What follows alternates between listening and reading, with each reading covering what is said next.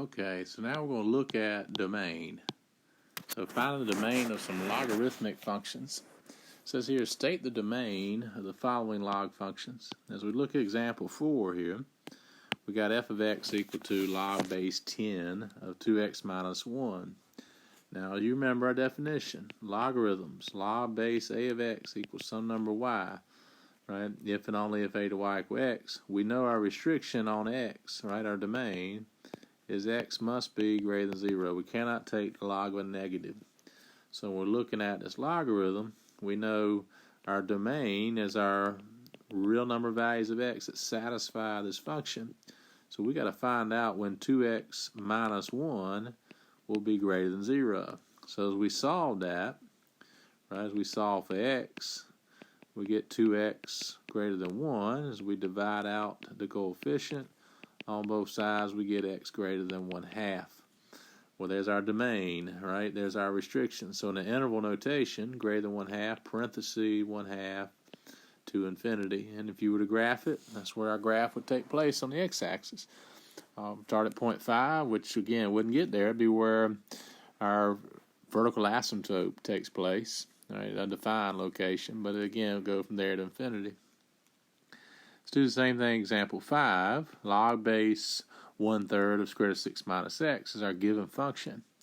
Well, again, let's think back to our base. This base is greater than 0 but less than 1. So if you were to graph it, this would be decreasing based off that base being less than 1. With that, we got a logarithm in which we're taking log of the square root of 6 minus x. So as we're finding our domain, right, we know our values must be greater than 0, what we're taking log of. So let's go ahead and find out what makes that true. What's going to satisfy this function? So as we set it greater than 0, now as we solve that for x, we would need to square both sides to get rid of the square root.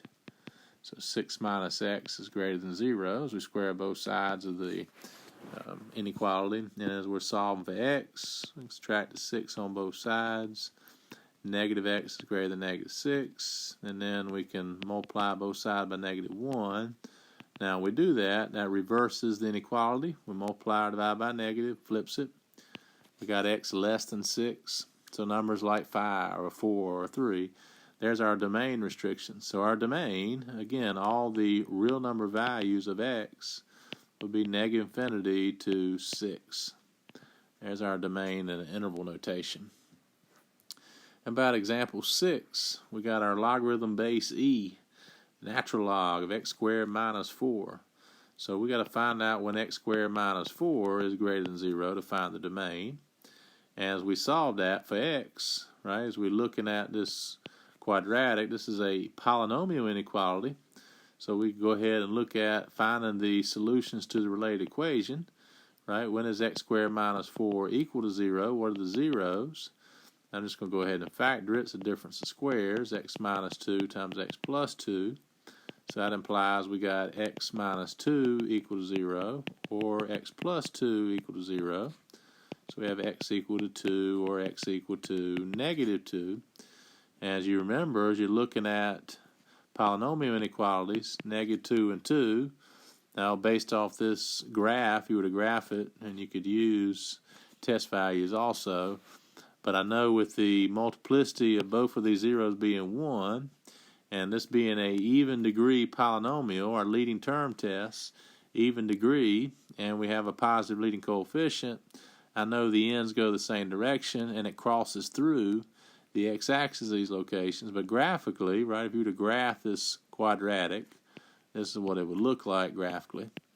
And with that said, now from the graph, just using my quadratic characteristics, we know in our intervals where are we greater than 0. So we're trying to solve this.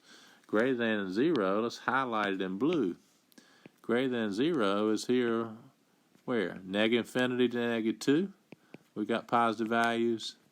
And then 2 to infinity. We're negative in here, between negative 2 and 2. So our domain, we got 2 intervals that make up our domain. All the x values less than negative 2, or all the x values greater than 2. So a little review of polynomial inequalities on that one and finding our domain. But there are restrictions, less than negative 2 and greater than 2. And you can see why if you plug them in, right? If you plug in a number like 0, right, it's not in the domain restriction. The 0 squared is 0. 0 minus 4 is a negative. If you plug in -3 or +3, you get 9. 9 minus 4 is 5. You can take the log of a positive. It just can't be a negative. Can't be 0. So those are, again, good examples of defining domain logarithms.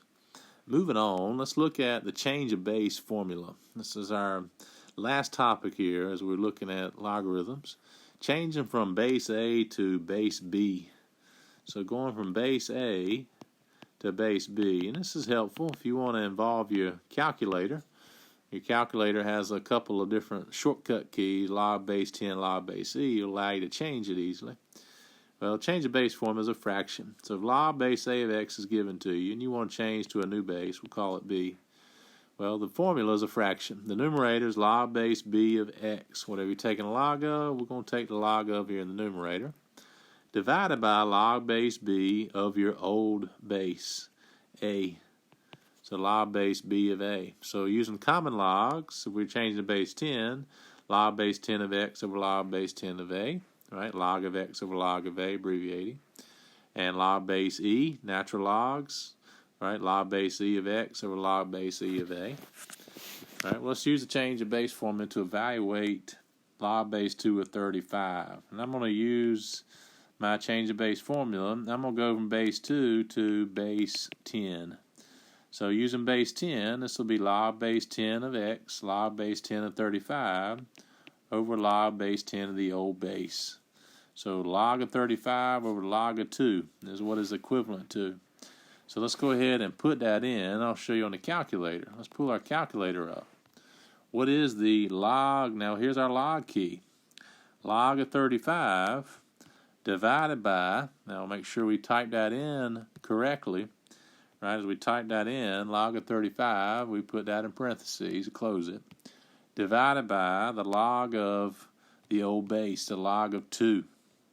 All right, I end up with 2.065, right, as we were going there. So if we round the nearest thousand, 2.065. 2.065, right, for that logarithm. Right, well, be careful when typing that in. So putting that in on your TI, right, that would mean 2 to the 2.265 power is 35, which we know is not true, right? What power do you raise your base to get x is our question. So we're looking at 2 to what power? Well, 2 to the 4th power is what? 16. 2 to the 5th power is 32. 2 to the 6th power is, it's going to be 5 point something. So just make sure you type it in correctly. So again, maybe it will help us just do it separately. What's log of 35 divided by log of the old base? 2. There it is, 5.129. So 5.129, just be careful. Type it in my calculator. It doesn't allow me to plug it in there with parentheses on this app that I have here we're using. But there it is, using the change of base formula. Right, 2 to the 5.1. We knew it was between 5 and 6. 2 to the 5th power is 32. 2 to the 6th power is 64. Let's do this here example. Let's go with the next one. I got base 7. Let's change it over just to be different. Let's change it to base E. I calculated a shortcut for that one. So this is equal to what? Natural log base E, right? Let's do that together. So log base E, which is natural log of 52, divided by log base E of the old base. So natural log of 52 divided by the natural log of 7. So let's type that in together. What's the natural log of 52?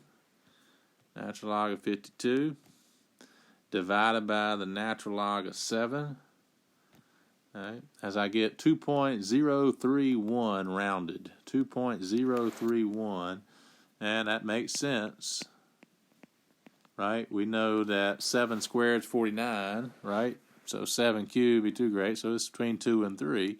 So yeah, 2.031 approximately. But that's using base E.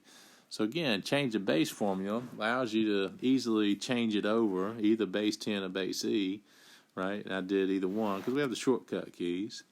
So for example, if you want to get a quick sketch, right, graphing on your calculator, you could use your change of base formula, right? You could change this. So, for example, you could go to your y equal button, use your log key.